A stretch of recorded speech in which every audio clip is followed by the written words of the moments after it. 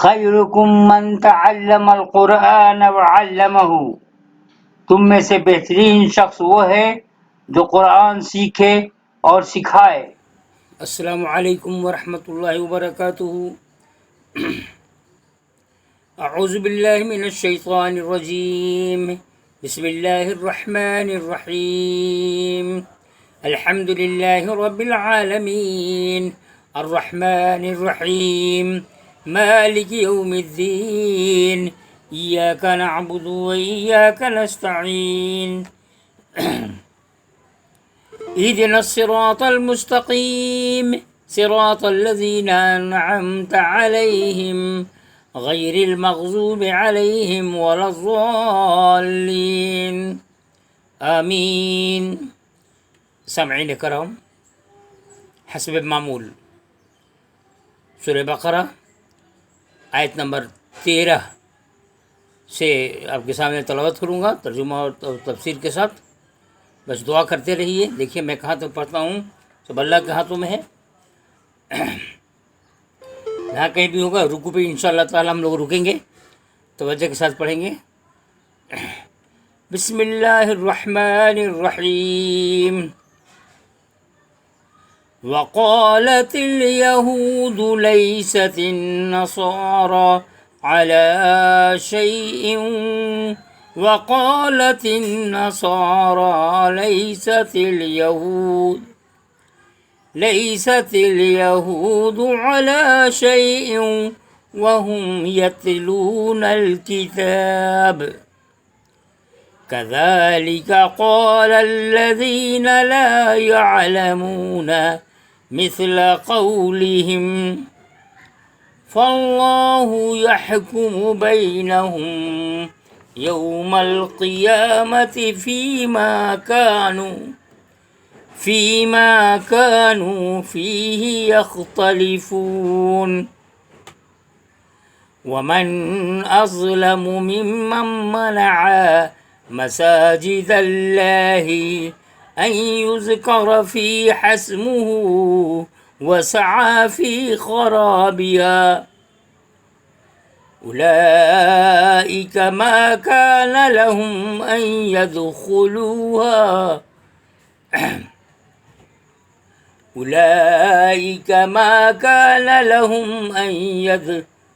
يدخلوها إلا خائفين لهم في الدنيا خزي ولهم في الآخرة عذاب عظيم ولله المشرق والمغرب فأينما تولوا فثم وجه الله إن الله واسع عليم وقالوا اتخذ الله ولدا سبحانه بل له ما في السماوات والأرض كل له قانتون بديع السماوات والأرض وإذا قضى أمرا فإنما يقول له كن فيكون۔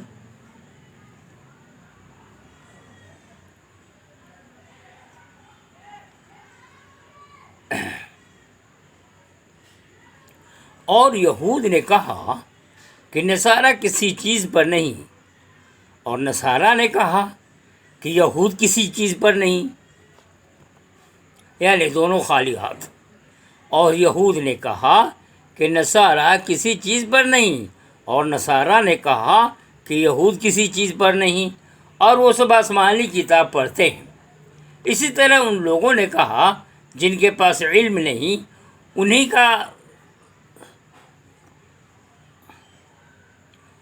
کا ایسا قول، پس اللہ قیامت کے دن اس بات کا فیصلہ کرے گا جس میں یہ جھگڑ رہے ہیں، اور اس سے بڑھ کر ظالم اور کون ہوگا جو اللہ کی مسجدوں کو اس سے روکے کہ وہاں اللہ اللہ کے نام کی یاد کی جائے اور ان کو اجاڑنے کی کوشش کرے۔ ان کا حال تو یہ ہونا چاہیے تھا کہ مسجدوں میں اللہ تعالی سے ڈرتے ہوئے داخل ہوں۔ ان کے لیے دنیا میں رسوائی ہے اور آخرت میں ان کے لیے بھاری سزا ہے، اور پورب اور پچھم اللہ ہی کے لیے ہے۔ تم جدھر رخ کرو اسی طرف اللہ ہے۔ یقیناً اللہ تعالی وسعت والا ہے، علم والا ہے۔ اور وہ کہتے ہیں کہ اللہ نے بیٹا بنایا ہے، وہ اس سے پاک ہے، بلکہ آسمانوں اور زمین میں جو کچھ ہے سب اسی کا ہے، اسی کے حکم بردار ہیں سارے۔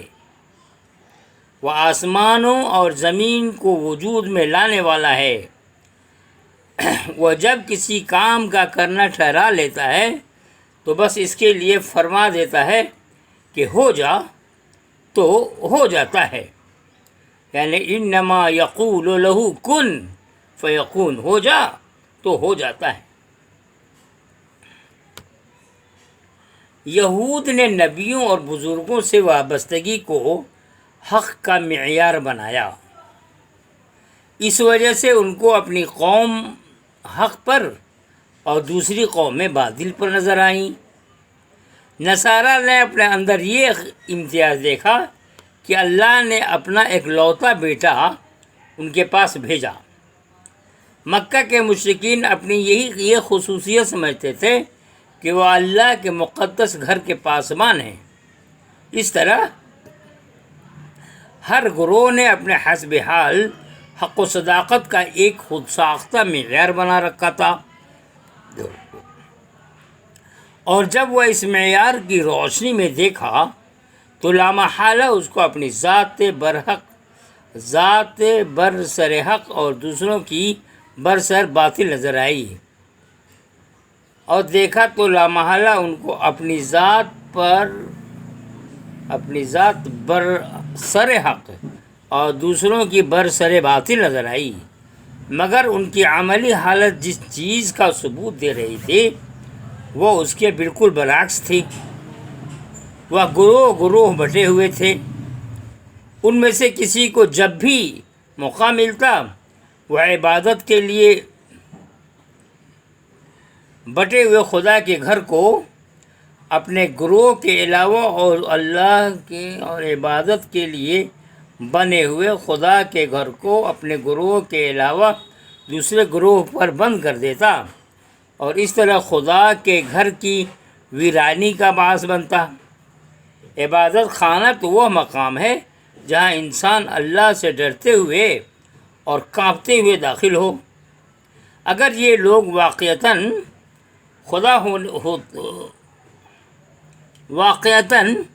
خدا والے ہوتے تو کیسے ممکن تھا کہ وہ عبادت کے لیے آنے والے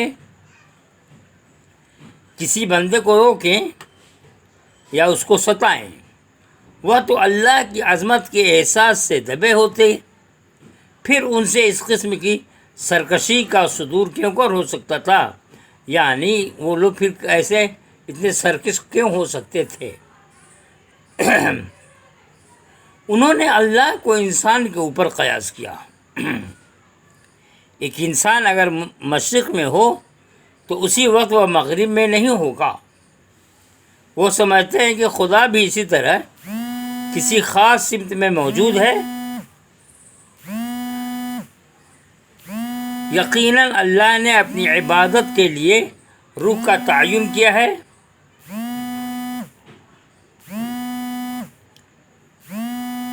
مگر وہ عبادت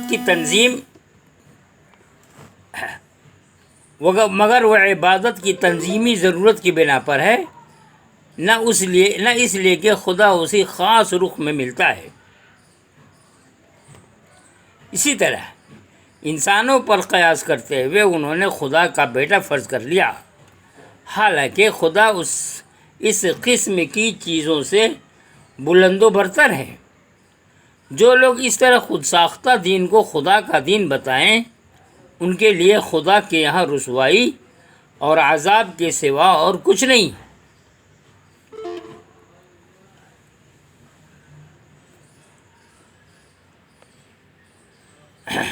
وقال الذين لا يعلمون لولا يكلمنا الله أو تأتينا آية كذلك قال الذين من قبلهم مثل قولهم تشابهت قلوبهم قد بينا الآيات لقوم يوقنون إنا أرسلناك بالحق بشيرا ونذيرا ولا تسأل عن أصحاب الجحيم ولن ترضى عنك اليهود ولا النصارى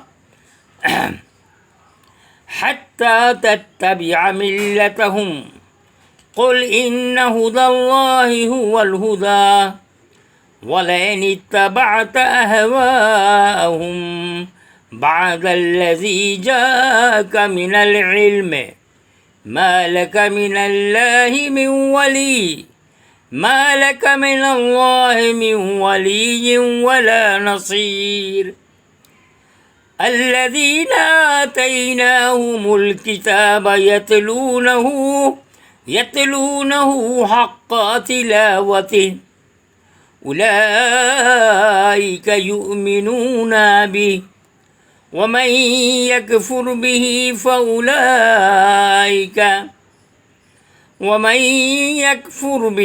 فأولئك هم الخاسرون۔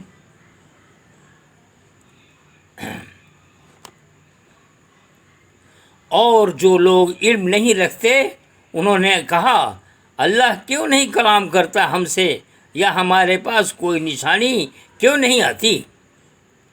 اسی طرح ان کے اگلے بھی انہی کی سی بات کہہ چکے ہیں۔ ان سب کے دل ایک جیسے ہیں۔ ہم نے پیش کر دی ہیں نشانیاں ان لوگوں کے لیے جو یقین کرنے والے ہیں۔ ہم نے تم کو ٹھیک بات لے کر بھیجا ہے، خوشخبری سنانے والا اور ڈرانے والا بنا کر، اور تم سے دوزخ میں جانے والوں کی بابت کوئی پوچھ نہیں ہوگی، اور یہود اور نصارہ ہرگز تم سے راضی نہیں ہوں گے جب تک تم ان کی ملت کے پیروکار یعنی پیرو نہ بن جاؤ۔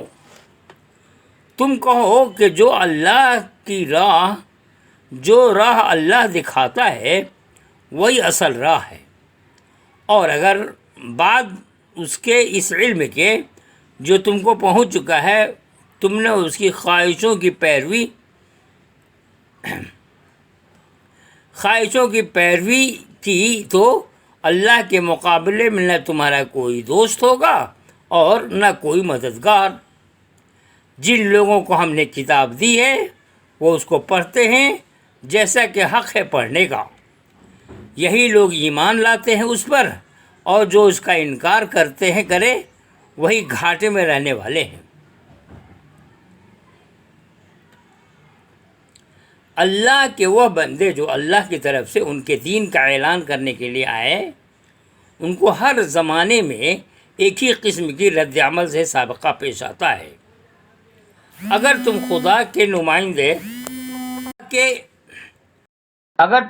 کے نمائندے ہو تو تمہارے ساتھ دنیا کے خزانے کیوں نہیں؟ یہ شبہ ان لوگوں کو ہوتا ہے جو اپنے دنیا پرستانہ مزاج کی وجہ سے مادی بڑائی کو بڑائی سمجھتے تھے، اس لیے وہ اس خدا کی نمائندگی کرنے والے میں بھی یہی بڑائی دیکھنا چاہتے تھے۔ جب داعی حق کی زندگی میں ان کو اس قسم کی بڑائی دکھائی نہ دیتی تو وہ اس کا انکار کر دیتے۔ ان کی سمجھ میں نہ آتا کہ ایک معمولی آدمی کیوں کر وہ شخص ہو سکتا ہے جس کو زمین و آسمان کے مالک نے اپنے پیغام رسانی کے لیے چنا ہو۔ اللہ کے ان بندوں کی زندگی اور ان کے کلام میں اللہ اپنی نشانیوں کی صورت میں شامل ہوتا۔ بالفاظ دیگر معنوی برائیاں پوری طرح ان کے ساتھ ہوتیں، مگر اس قسم کی چیزیں لوگوں کو نظر نہ آتی، اس لیے وہ ان کو بڑا ماننے کے لیے بھی تیار نہ ہوتے۔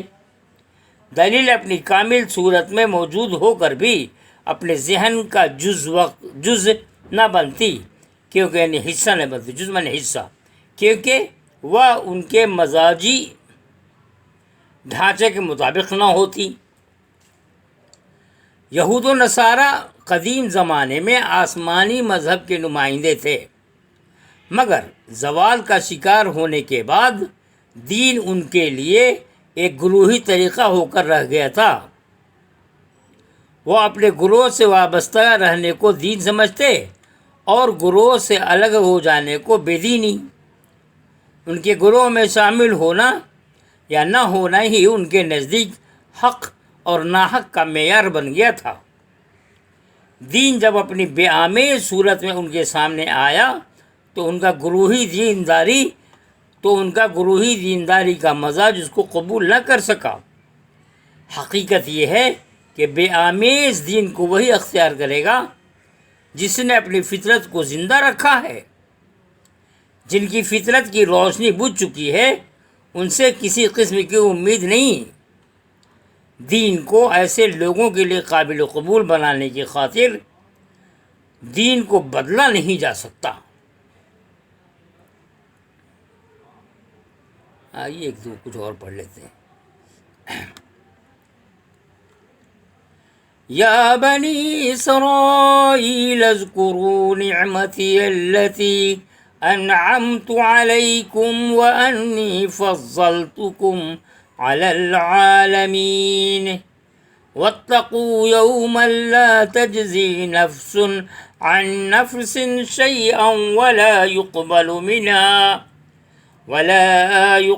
منها عدل ولا تنفعها شفاعة ولا هم ينصرون وإذ ابتلى إبراهيم ربه بكلمات فأتمهن قال إني جاعلك للناس إماما قال ومن ذريتي قال لا ينال عهد الظالمین۔ اے بنی اسرائیل، میرے اس احسان کو یاد کرو جو میں نے تمہارے اوپر کیا، اور اس بات کو کہ میں نے تم کو تمام دنیا والوں پر فضیلت دی، اور اس دن سے ڈرو جس میں کوئی شخص کسی شخص کے کچھ کام نہ آئے گا، اور نہ کسی کی طرف سے کوئی معاوضہ قبول کیا جائے گا، اور نہ کسی کو کوئی سفارش فائدہ دے گی، اور نہ کہیں سے ان کو کوئی مدد پہنچے گی۔ جناب، اس پہ غور کرنے کی بات ہے، توجہ دینے کی بات ہے۔ یہ ترجمہ پہ ذرا توجہ دیجیے، اس لیے کہ ہم لوگ بھی تھوڑا سا اس میں انوالو ہوتے جا رہے ہیں، ہم مسلمان بھائی۔ اللہ ہم تمام لوگوں کو ہدایت دے۔ آئیے میں پھر ترجمہ کر دیتا ہوں۔ اے بنی اسرائیل، میرے اس احسان کو یاد کرو جو میں نے تمہارے اوپر کیا، اور جو اس بات کو کہ میں نے تم کو دنیا والوں پر فضیلت دی، اور اس دین سے ڈرو جس میں کوئی شخص، غور سے سنیے گا جناب، اور اس دین سے ڈرو جس میں کوئی شخص کسی شخص کے کچھ کام نہ آئے گا، اور نہ کسی کی طرف سے کوئی معاوضہ قبول کیا جائے گا، اور نہ کسی کو کوئی سفارش فائدہ دے گی، اور نہ کہیں سے ان کو کوئی مدد پہنچے گی۔ اور جب ابراہیم علیہ السلام کو اس کے رب نے کئی باتوں میں آزمایا تو اس نے پورا کر دکھایا۔ اللہ نے کہا کہ میں تم کو سب لوگوں کا امام بناؤں گا۔ ابراہیم علیہ السلام نے کہا اور میری اولاد میں سے بھی۔ اللہ نے کہا میرا وعدہ ظالموں تک نہیں پہنچتا۔ بنی اسرائیل کو اس کار خاص کے لیے چنا گیا تھا کہ وہ اقوام عالم کو اللہ کی طرف بلائیں اور ان کو اس حقیقت سے آگاہ کریں کہ ان کے اعمال کے بارے میں ان کا مالک ان سے سوال کرے گا، ان سے سوال کرنے والا ہے۔ اس کام کی رہنمائی کے لیے ان کے درمیان مسلسل پیغمبر آتے رہے۔ حضرت ابراہیم علیہ السلام، یعقوب علیہ السلام، یوسف علیہ السلام، موسیٰ علیہ السلام، داؤد علیہ السلام، سلیمان علیہ السلام، زکریا علیہ السلام، یحییٰ علیہ السلام، عیسیٰ علیہ السلام وغیرہ۔ مگر بعد کے زمانے میں جب بنی اسرائیل پر زوال آیا تو انہوں نے اس منصبی فضیلت کو نسلی اور گروہی فضیلت کے معنی میں لے لیا اور اس طرح ان کی بابت اپنے استحقاق کو کھو دیا۔ اسماعیلی خاندان میں نبی عربی کا آنا دراصل بنی اسرائیل کے مقام فضیلت سے معزولی اور اس کی جگہ بنی اسماعیل کے تقرر کا اعلان تھا۔ بنی اسرائیل میں جو لوگ فی الواقع خدا پرست تھے ان کو یہ سمجھنے میں دیر نہیں لگی کہ نبی عربی جو کلام پیش کر رہے ہیں وہ خدا کی طرف سے آیا ہوا کلام ہے۔ مگر جو لوگ گروہی تعصبات کو دین بنائے ہوئے تھے ان کے لیے اپنے سے باہر کسی فضیلت کا اعتراف کرنا ممکن نہ ہو سکا۔ پیغمبر عربی کے درمیان ان کو متنبہ کیا گیا کہ یاد رکھو آخرت میں حقیقی ایمان اور سچے عمل کے سوا کسی بھی چیز کی کوئی قیمت نہ ہوگی۔ ہم اپنے مسلمان بھائیوں کے لیے میں یہی کہنا چاہ رہا ہوں، پیغمبر عربی کے ذریعے ان کو متنبہ کیا گیا کہ یاد رکھو آخرت میں حقیقی ایمان اور سچے عمل کے سوا کسی بھی چیز کی کوئی قیمت نہ ہوگی۔ دنیا میں ایک شخص دوسرے شخص کا بار اپنے سر لے لیتا ہے، بار معنی بوجھ، یعنی دنیا میں ایک شخص دوسرے شخص کا بوجھ اپنے سر لے لیتا ہے۔ کسی معاملے میں کسی کی سفارش کام آ جاتی ہے، کبھی معاوضہ دے کر آدمی چھوٹ جاتا ہے، کبھی کوئی مددگار مل جاتا ہے جو پشپناہی کر کے بچا لیتا ہے، مگر آخرت میں اس قسم کی کوئی چیز کسی کے کام آنے والے نہیں۔ آخرت کسی گروہ کی نسلی وراثت نہیں، وہ اللہ کے بے لاگ انصاف کا دن ہے۔ حضرت ابراہیم علیہ السلام کو جو درجہ فضیلت ملا اس کا فیصلہ اس وقت کیا گیا تھا جب وہ کڑی جانچ میں خدا کے سچے فرما بردار ثابت ہوئے۔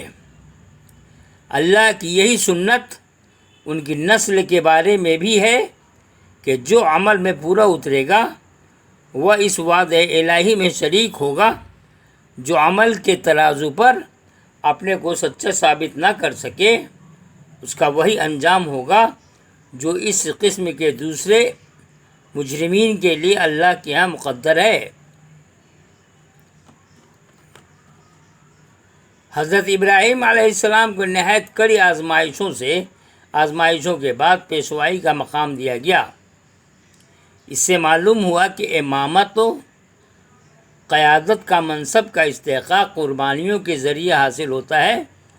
قربانی کی قیمت پر کسی مقصد کو اختیار کرنے والا اس مقصد کی راہ میں سب سے آگے ہوتا ہے، اس لیے قدرتی طور پر وہی اس کا فائدہ بنتا ہے۔ تو جناب علی، یہیں تک میں آپ کے سامنے تلاوت کروں گا، اور اس کے بعد 125 آیت نمبر 125 سے انشاءاللہ تعالیٰ اگلے مجلس میں ہم لوگ بات کریں گے انشاءاللہ تعالیٰ۔ ابھی انجوائے کیجئے، میں تو قرآن پڑھ کر کے انجوائے کر رہا ہوں۔ اللہ تعالیٰ ہم تمام لوگوں کو ہدایت دے، اور دعاؤں میں یاد رکھیے گا میری صحت بہت اچھی رہے اور میں یہ کام ہمیشہ کرتا رہوں، آپ لوگوں تک پہنچتا رہے میرا ویڈیو۔ آپ لوگوں نے بہت سراہا ہے، بہت پیار مل رہا ہے، مجھے بہت خوشی ہے کہ قرآن کے پیغام کو میں ایک عام پیغام بنانا چاہ رہا ہوں اور آسان لفظوں میں ترجمہ اور تفسیر پیش کیا جا رہا ہے۔ آپ ضرور سے فائدہ اٹھائیں، اور اگر آپ پسند کر رہے ہیں تو ضرور شیئر کیجیے، اس شیئر کرنے میں ثواب ہوگا. اور بالکل ڈیلی ویڈیو چاہیے آپ کو، یعنی بالکل نیا نیا، تو سبسکرائب بھی کر لیجئے. تو عین نوازش ہوگی. دعا میں یاد رکھیے. فی امان اللہ. اللہ تعالیٰ ہم سب کے لیے بھلائی کا موقع دے. السلام علیکم ورحمۃ اللہ وبرکاتہ.